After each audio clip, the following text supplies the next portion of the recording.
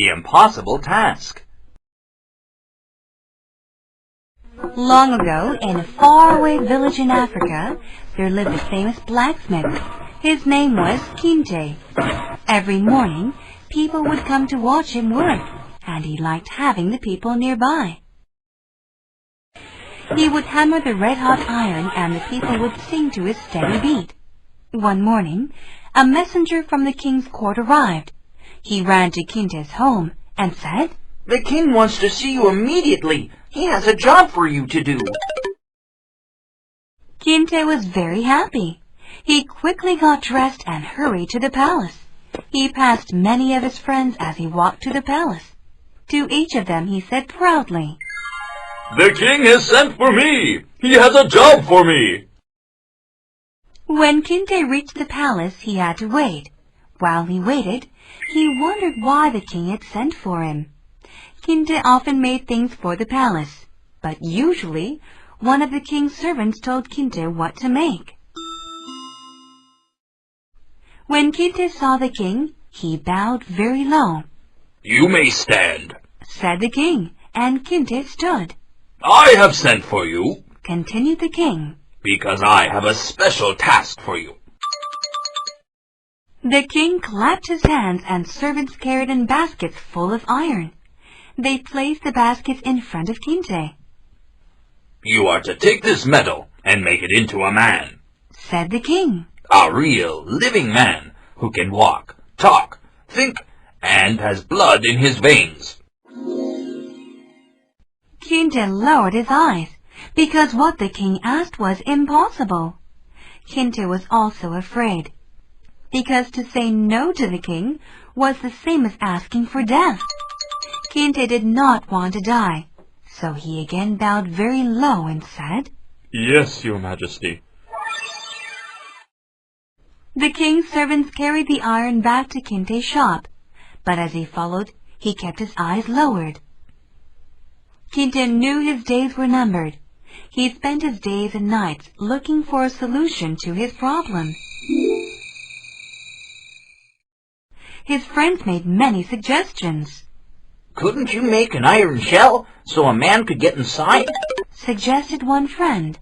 Another friend said, "I think you should run away to a faraway country and start life all over again where no one knows you." His friends meant well, but they couldn't help Kinte. He was so worried he became sick. He couldn't eat, he couldn't sleep, and he couldn't work because he couldn't think about anything except the king's task. One evening, as he walked through a lonely area of the fields, he heard something strange. He went closer to find out what it was. As he got closer, he saw his boyhood friend singing to himself. Sadly, his old friend had gone mad a long time ago. He lived alone in the bush far from town. "Hi, Kinte," said his crazy boyhood friend. "Thank you for visiting me. I knew you were coming, so I prepared this feast for us. Come, sit down." The meal wasn't really a feast, but it was delicious. They ate berries and some honey. Suddenly, Kinte realized how hungry he was. This was the first food he had eaten for several days. The food made him feel better, and he began to tell his old friend about the king's task. "Well," finished Kinte, "that is my story. I know what you must do. said his old friend immediately. Go and tell the king that you need special ingredients for this task. Tell him you need 1,000 carts of charcoal made from human hair, and 100 buckets full of human tears." After his old friend said this, he laughed like a madman.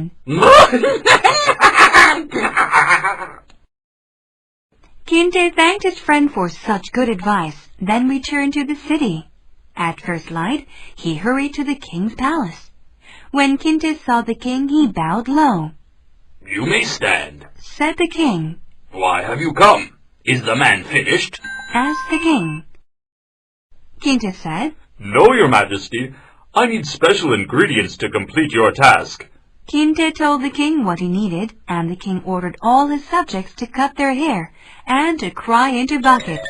The people did their best. They shaved their heads and cried into their buckets, but it wasn't enough. Only 2 pots of tears and 1 load of charcoal was collected.